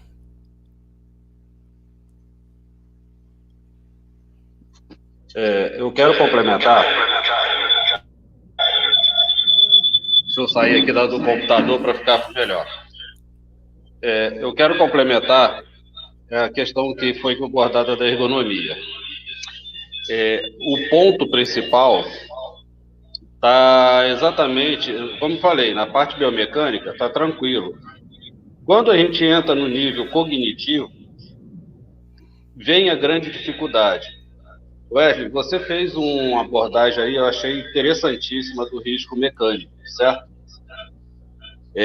Muitas das vezes, alguns acidentes que estão relacionados até com o risco mecânico, devido a não operar, vamos dizer assim, o trabalhador não ter o entendimento da utilização de um equipamento, utilização de algum EPI ou de qualquer outra ferramenta, exatamente por questões cognitivas ou até psicossociais. E isso é a percepção que vai fazer uma grande diferença, mas aí vai precisar exatamente ter esse olhar diferenciado. Porque são detalhes que passam exatamente pela falta de entendimento ou a dificuldade, ou até que foi contratado, por exemplo, uma pessoa para exercer um cargo e ele não tinha a aptidão necessária. E colocaram ele para fazer aquela atividade. Ah, mas treinou. Mas, será que o treinamento seria suficiente se ele não tem uma capacitação adequada? Complementando, até dentro do seu ponto aí da parte do risco mecânico, você falou também da matriz, todo mundo está olhando a matriz, mas esquece também de lembrar de um ponto. Não vou falar esquecer, vou lembrar de um ponto.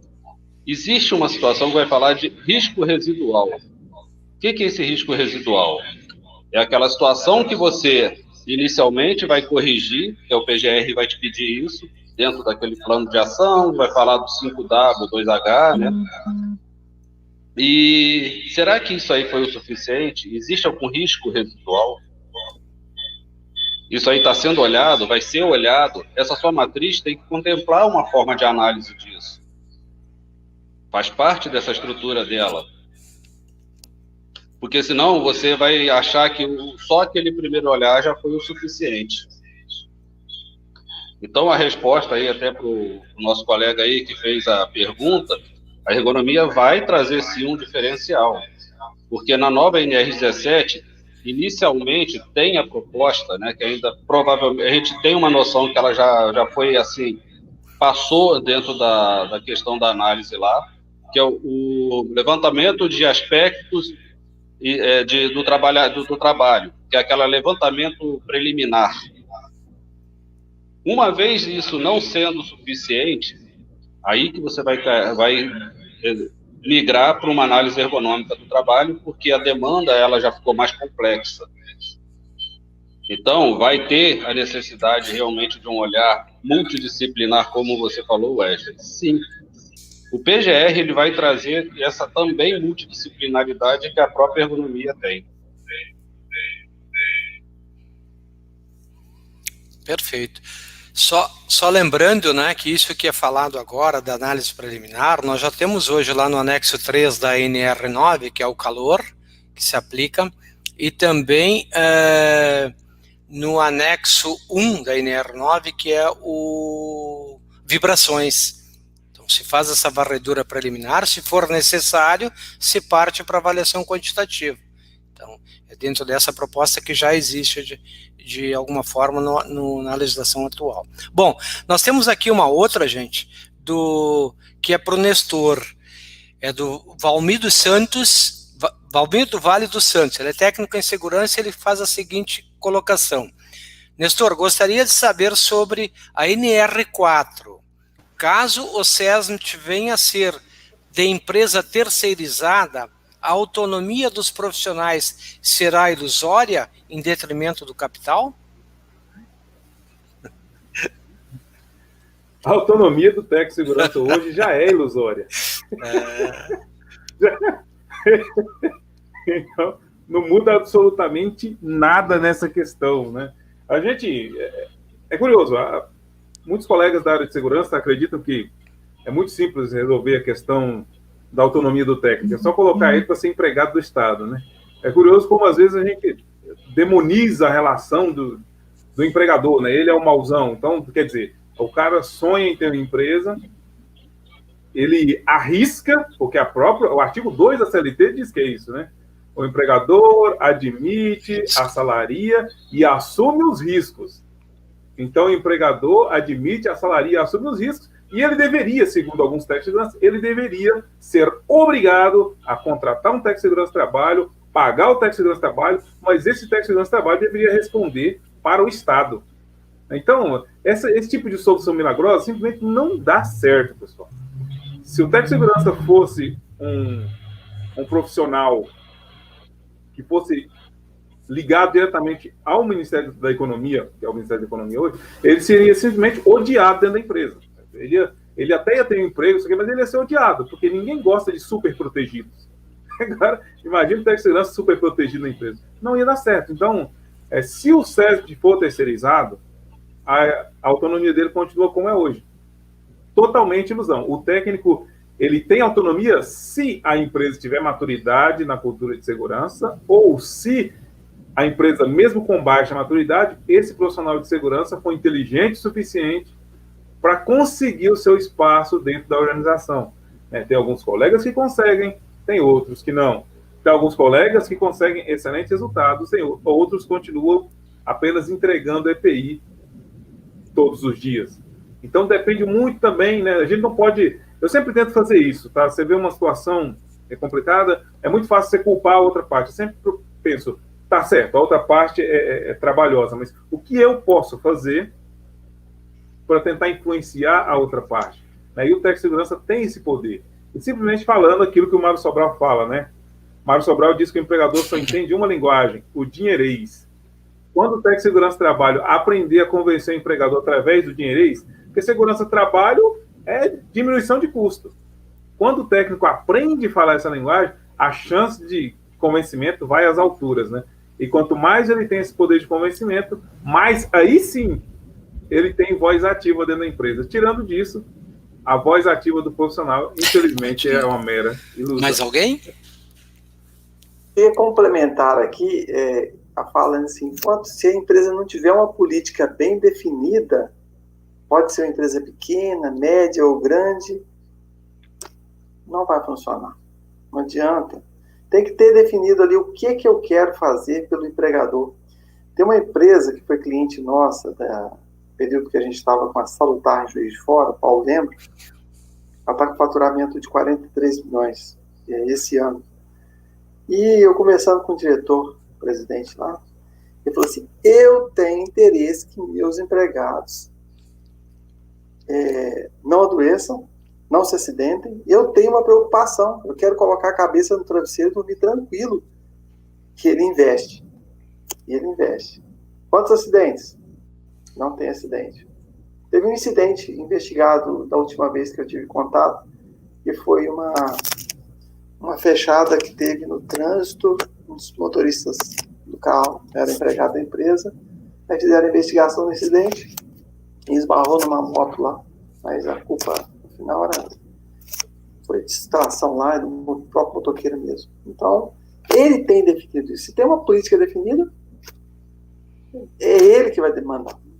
Não adianta, ele está vinculado ao Estado. Eu penso dessa forma. Pessoal, o nosso papo está muito legal, muito produtivo, mas eu gostaria, com a permissão dos colegas, mais duas perguntinhas apenas. Uma é dirigida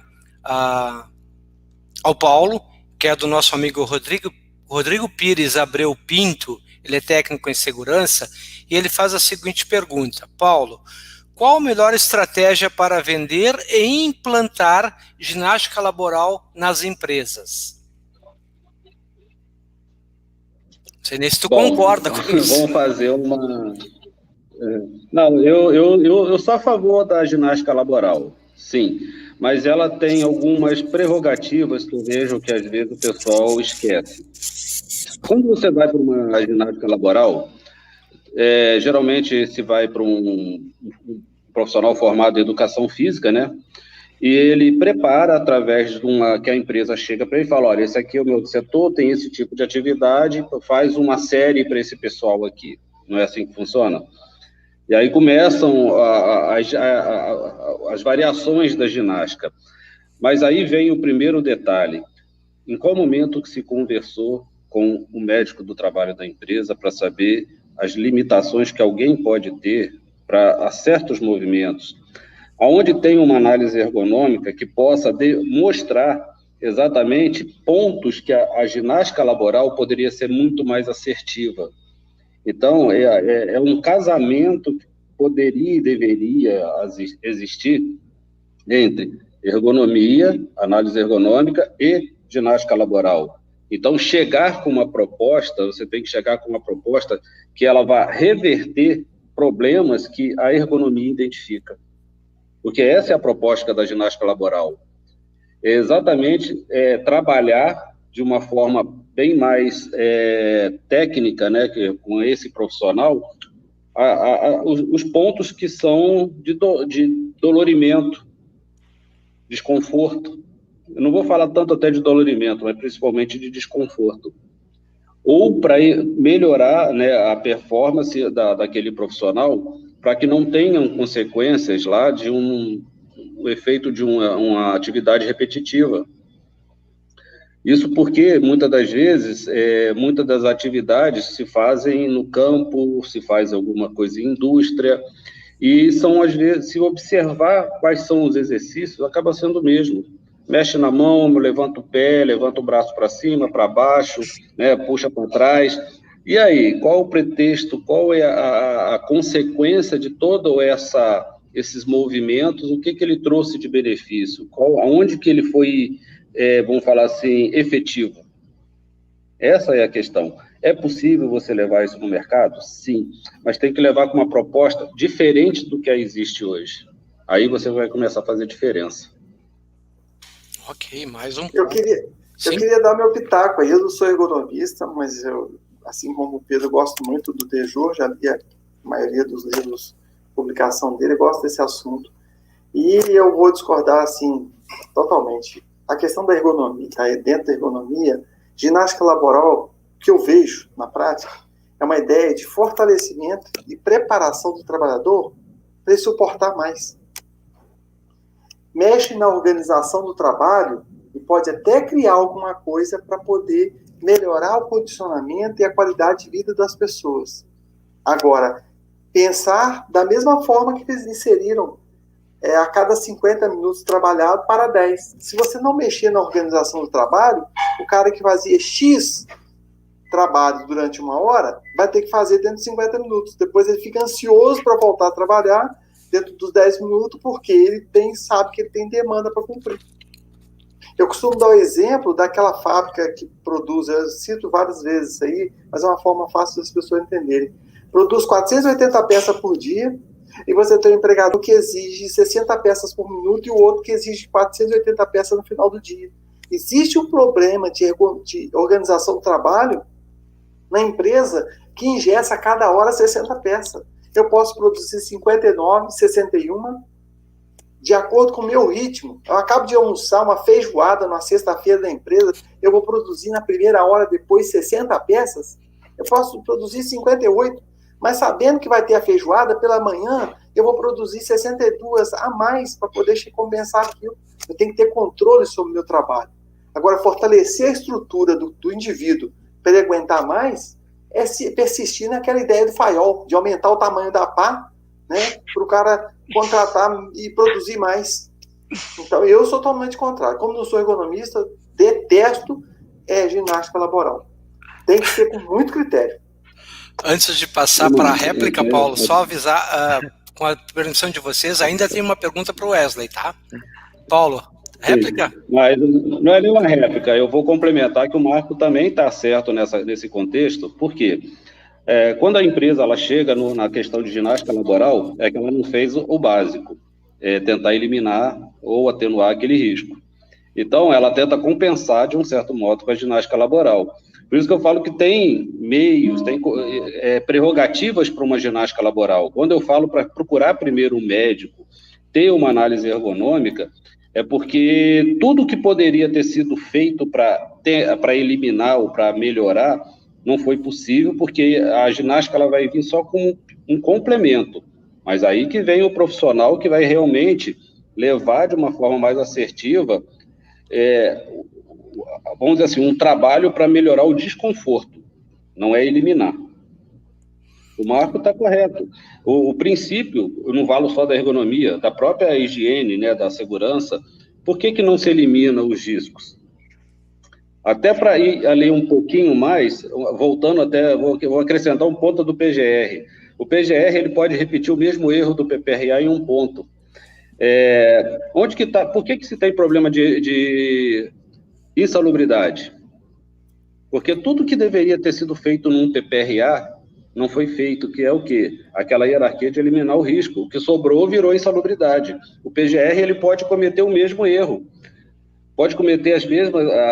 para outros riscos, vão continuar os adoecimentos se não for bem trabalhado, se não for realmente seguir o princípio de eliminar ou atenuar o máximo possível. Fora disso, vai se repetir todo o ciclo que seria aquilo que poderia ser a solução e vai se manter o mesmo problema. Bem pesado, um risco seríssimo, né, Paulo? Bom, meus amigos, então, para nós encaminharmos o encerramento, eu tenho aqui a pergunta da Vânia Lúcia Silva. Wesley, na NR33, como que faço para ter a proficiência para ministrar um curso de espaço confinado? Essa pergunta aí é a que mais dá discussão nos grupos, né?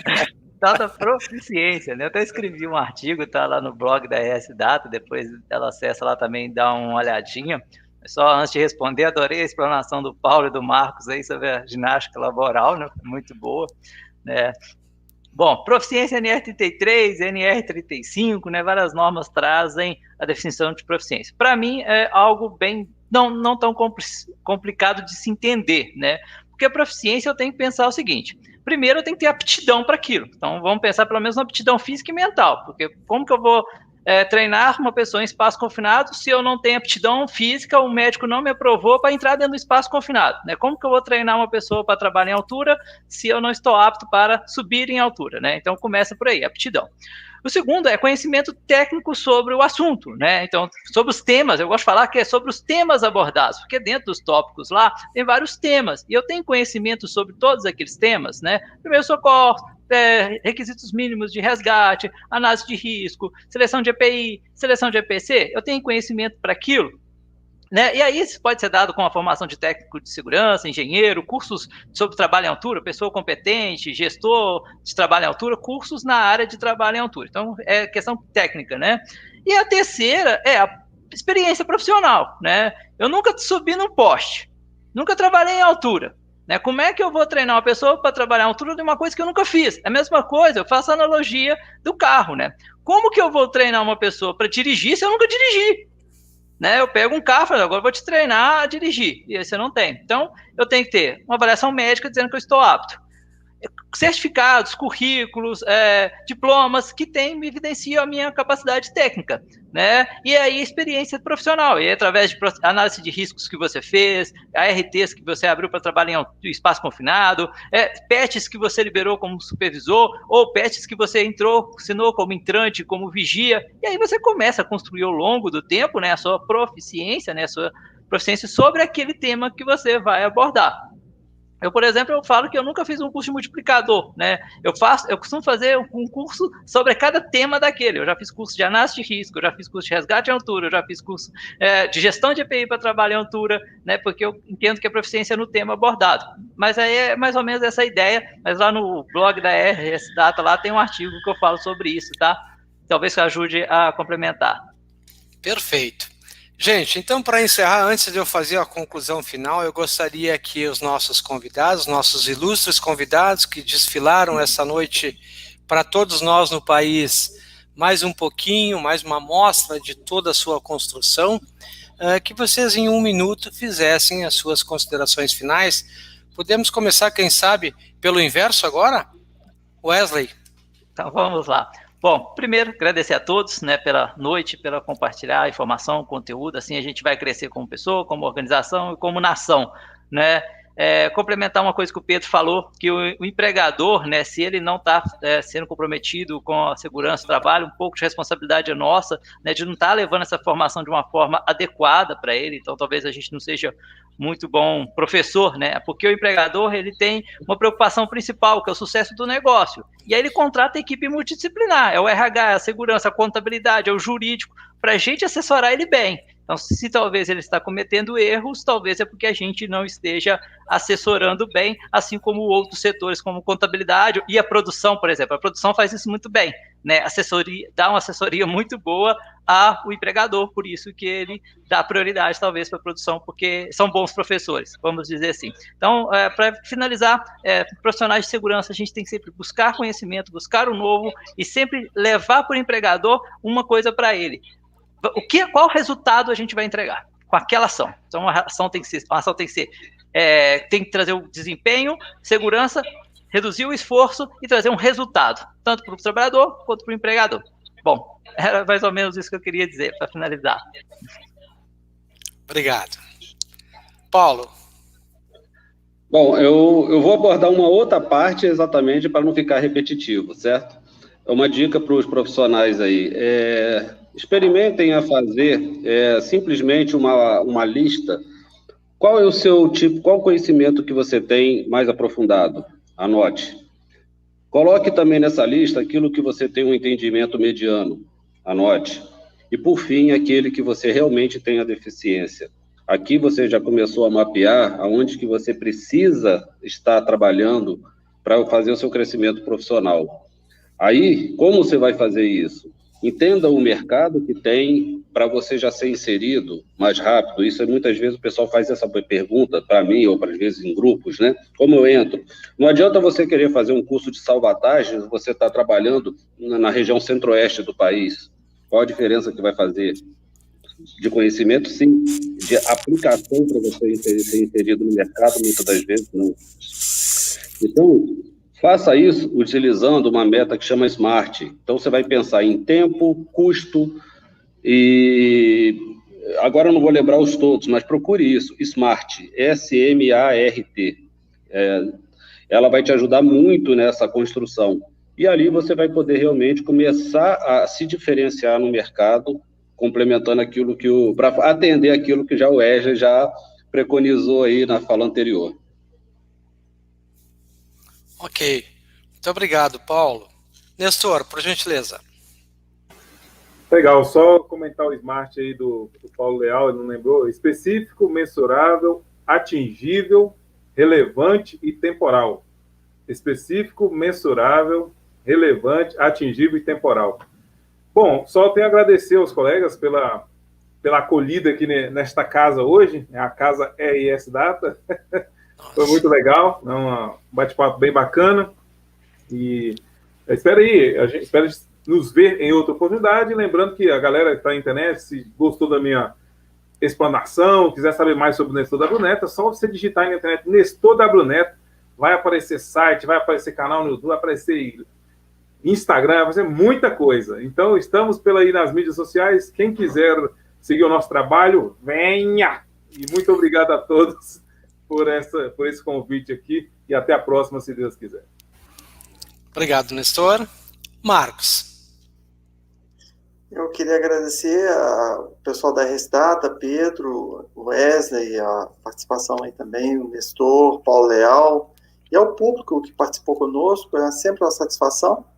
Pega aí essa palavra que o Wesley usou como mundo VUCA, fazer um trocadilho com ela. Vou ver. Eu estou vendo uma certa muvuca, sabe? Nas decisões. Muda um pouquinho. Coloca o comando na mão de quem vai fazer acontecer. Pelo amor de Deus, vão acabar com essa muvuca. Entendeu? Todo mundo quer trabalhar com segurança, qualidade de vida, e tira essa ideia de querer fazer economia ao extremo, porque se não mexer no bolso do empregador, assim como aconteceu com as multas de trânsito, essa cultura não vai mudar. A opinião do Marcos André. Mundo muvuca. Muito obrigado, gente. Pedro, Oi, sim. Posso só deixar também um aviso para o pessoal? Quem quiser também conhecer mais, né? Eu tenho um blog que chama Descomplicando a Segurança do Trabalho. Só você digitar lá no Google, Descomplicando a Segurança do Trabalho, tem o blog e um livro também com esse título.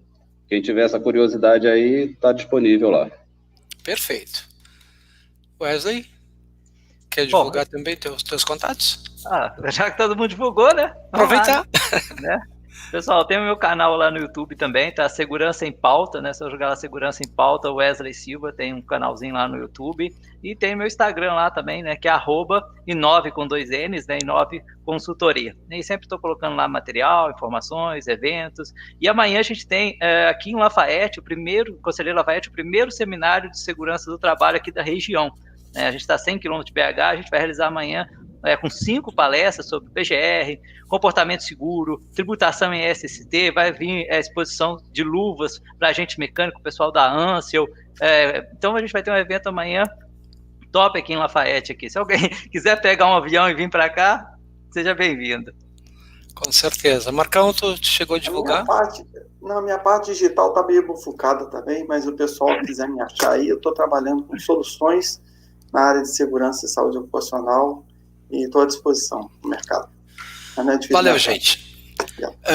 Gostaria, ao encerrar essa nossa jornada, agradecer especialmente a todos esses monstros que desfilaram aqui com a gente, uma parte, né, uma amostragem dessa construção toda de vida, de fé, de expectativas, enfim, e a disposição de servir ao povo brasileiro. Então, muito obrigado a todos vocês, obrigado especialmente a você que nos assistiu nesta noite, e ao fazer isto, colocamos, ao encerrar esta jornada de labuta, agradecemos a Deus por mais uma etapa vencida. Sob o comando e liderança do visionário engenheiro de segurança do trabalho, Sr. Rogério Luiz Balbinot, e a partir da organização incansável e da competência técnica das colegas Marila Balbinot e Gláucia, com o apoio da Graziella Bruxel, procuramos levar até você uma proposta diferenciada através de um seleto grupo de profissionais que aqui expuseram, compartilhando aprendizagem, experiências, tecnologias e conquistas. Vivemos um mundo de intensas transformações, onde novas habilidades e competências, especialmente a partir da simplificação e da desburocratização de segurança e saúde ocupacional, serão necessárias. Podemos destacar a gestão de indicadores de desempenho, a liderança, a participação efetiva do trabalhador e o processo de melhoria contínua como fatores condicionantes para o sucesso e sustentabilidade de todos nós neste novo cenário. As maiores autoridades brasileiras na área de saúde ou de Segurança e Saúde Ocupacional estiveram contigo. Esperamos ter levado até você informações de qualidade a fim de te proporcionar condições para a tomada de decisão mais assertiva. Sabemos todos nós que o atendimento e o entendimento das necessidades e expectativas de todas as partes envolvidas é o teu, é o meu, é o nosso maior compromisso. Boa noite a todos, muito obrigado mais uma vez. A RS Data agradece a todos.